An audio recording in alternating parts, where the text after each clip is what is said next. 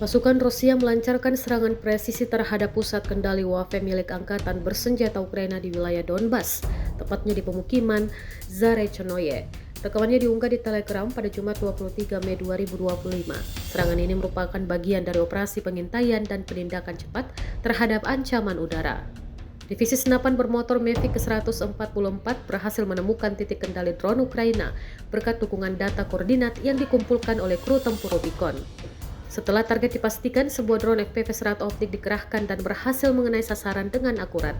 Drone kedua turut diterbangkan untuk merekam penghancuran target secara visual sebagai bukti kontrol objektif.